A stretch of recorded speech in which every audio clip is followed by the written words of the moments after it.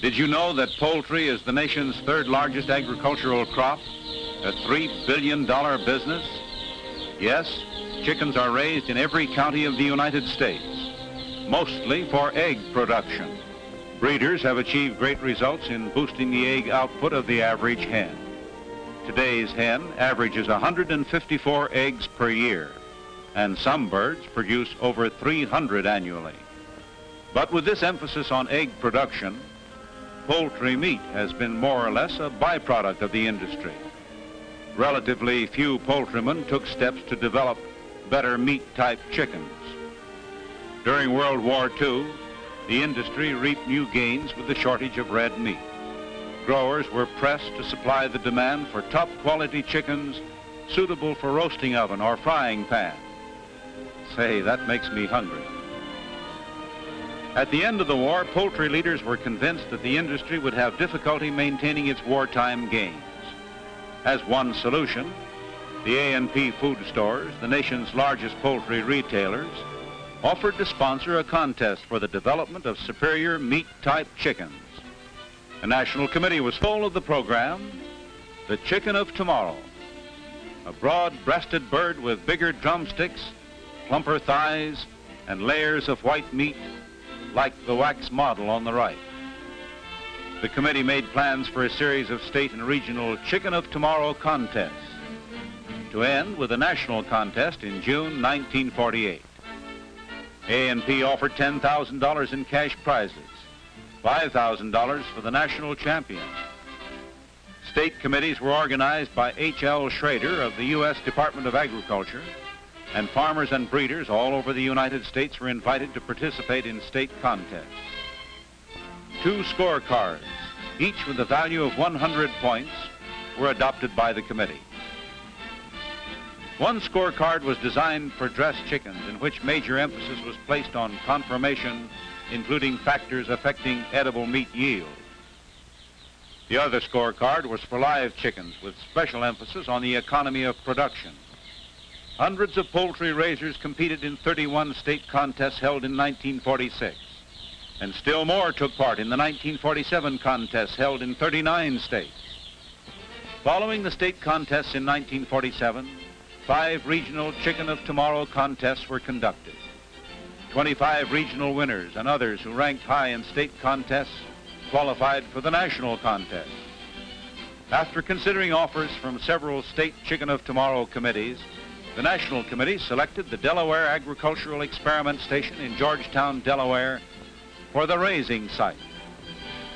Late in February 1948, 40 finalists and 4 alternates each sent 720 hatching eggs to Bradley's Hatchery in Easton, Maryland, 40 miles from Georgetown. Unlike state and regional contests, all entries in the finals were hatched and raised under identical conditions and common supervision. The fragile cargo was shipped from 25 different states by practically every known means of transportation. Some West Coast breeders shipped by air, others by rail, and still others brought their eggs to Easton by private car. The Railway Express Agency made special arrangements to handle the contest eggs, and company agents gave each contestant specific routing instructions. Of the 31,680 eggs, only 61 were cracked in transit. On February 28, the eggs were trayed and readied for 21 days of incubation. They were given the regular commercial hatchery treatment, including fumigation and strict sanitation. The trays were labeled with a number replacing the breeder's name. In this way, the hatchery operators, those who later brooded and reared the chicks, the dressers, and even the judges, identified the various entries without knowing the names of the flock owners.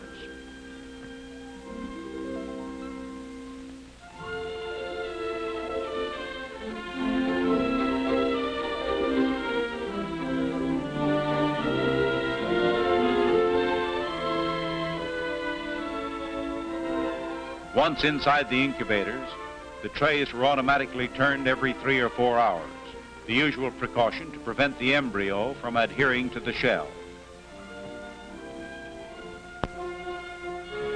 The temperature was thermostatically controlled and checked constantly throughout the incubation period by plant personnel. Humidity also was carefully regulated. 18 days later, the eggs were removed from the incubators and transferred to larger hatching trays. These were placed in hatchers for the final 3 days of incubation.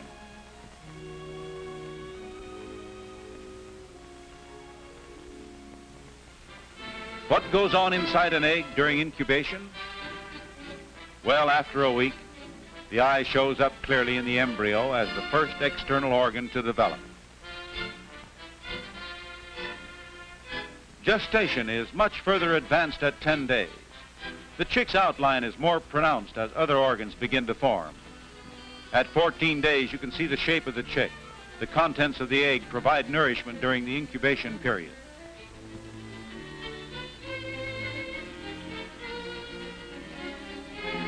Now at 18 days, the chick is almost ready to emerge from its shell. On the 21st day, its sharp beak pokes through to daylight as it seeks its freedom. It's not an easy task. The struggling chick must rest from time to time to muster strength and recover from its exhausting efforts.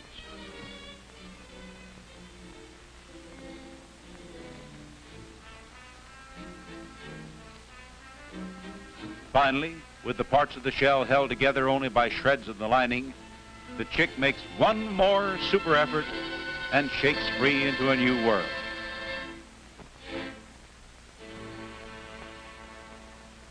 The chicks in the Chicken of Tomorrow contest hatched on March 21st. Of the 12 different breeds and crosses, New Hampshires and White Plymouth Rocks predominated. Each of the 2 breeds was represented by a dozen flocks. A minimum hatch of 400 strong, healthy chicks was required from each entry. Poultry leaders praised the hatching results. A New Hampshire flock entered by the Shenandoah Commercial Hatchery, Maurertown, Virginia, led all other entries with a hatch of over 87%. White Rock flocks averaged 74%, and one flock of dark Cornish hatched over 73%. Crossbreed flocks hatched 72%. Pretty chicks? Yes, sir. Alike as 2 peas in a pod. Wing banding looks like an enormous task, but government poultry specialists like H.L. Schrader and college poultry scientists like Dr. R. George Japp clapped the metal tags on the 16,000 birds in record time. Each chick received a band with its assigned flock number, and each bird carried the same number for identification purposes throughout the entire contest.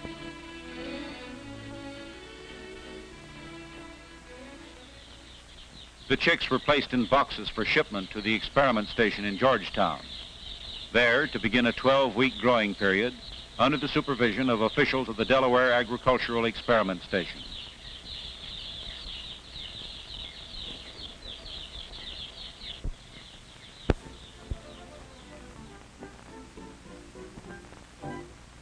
At Georgetown, the flocks were assigned to special pens and were housed in 2 parallel buildings. 4 boxes, 100 birds in each, went into each of the 40 pens, measuring 15 by 20 feet. Peanut shells were used for litter, and in each pen, a coal-burning brooder stove provided the necessary warmth.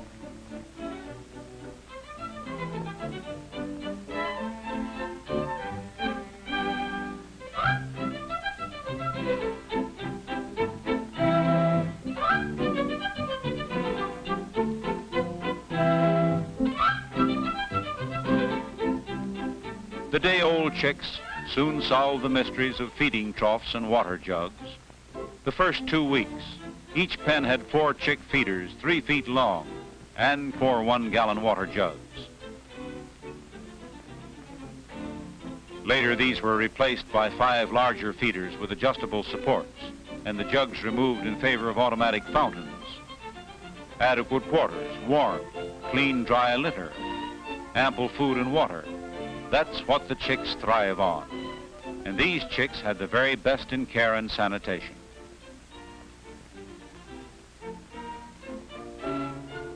On warm days, the chicks need plenty of ventilation.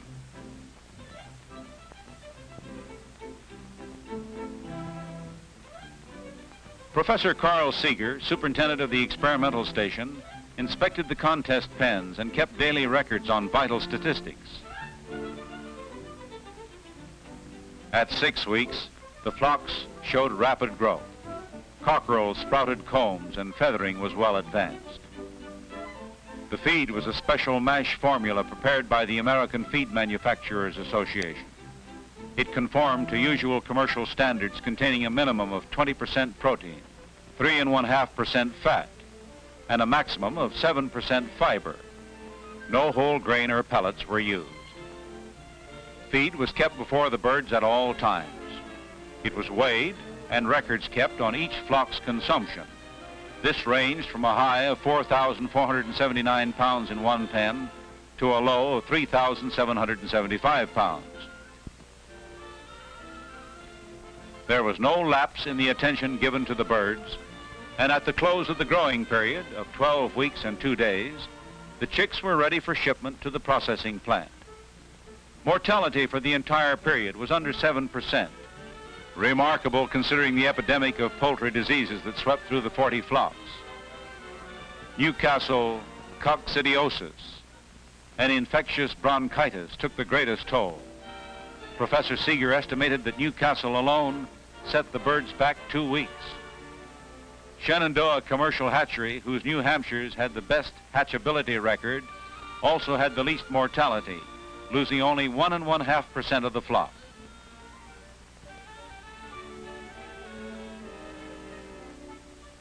The coops were weighed at Georgetown, and this live weight figure used to calculate pounds of feed per pound of gain. 2 flocks averaged 3.17 pounds of feed per pound of gain.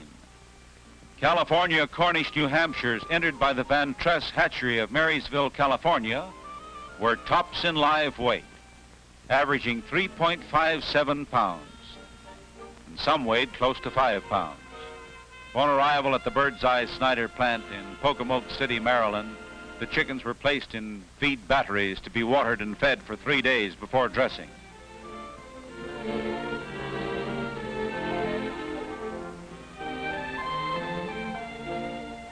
The regular battery diet was given to the birds, and on Monday, June 21, each lot was dressed separately,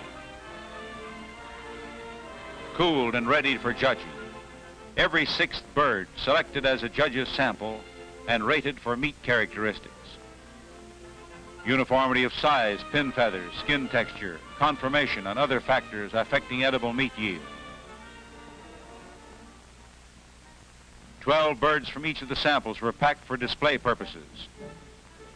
Others went on the eviscerating line. The carcasses were thoroughly washed, prepared ready to cook, and subjected to government inspection. Judging of the dressed birds was completed at Pocomoke, and the score of each flock, combined with figures from the live bird scorecard, determined the contest results. On June 24th at Georgetown High School, visitors from Canada and all parts of the United States saw on the stage an average pullet and cockerel from each flock and a box of dressed poultry representing each entry.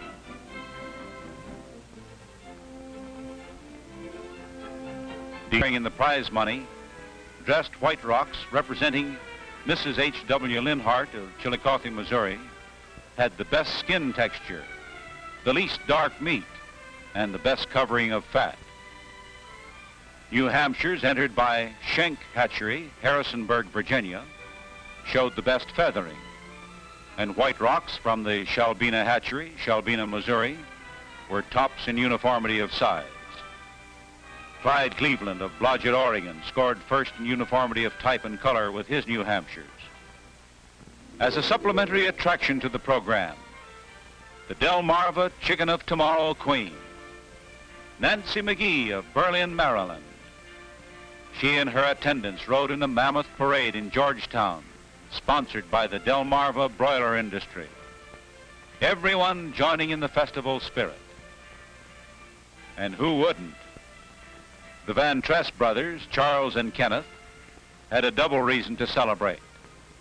Their flock, which scored 159 and 87 1/100th points out of a possible 200, was first in both feed efficiency and live weight. tops in economy of production, and second in the dressed bird scorecard. The birds were developed by crossing red Cornish males on straight New Hampshire females. The Chicken of Tomorrow contest has turned the spotlight on meat production, and poultrymen cite the many benefits derived from the 3-year program. In the words of Dewey Termolen, chief of the poultry branch of the U.S. Department of Agriculture, the success of the contest proves conclusively that it is possible to breed chickens with superior meat-type characteristics. He predicted widespread production of superior meat-type chickens within the next few years.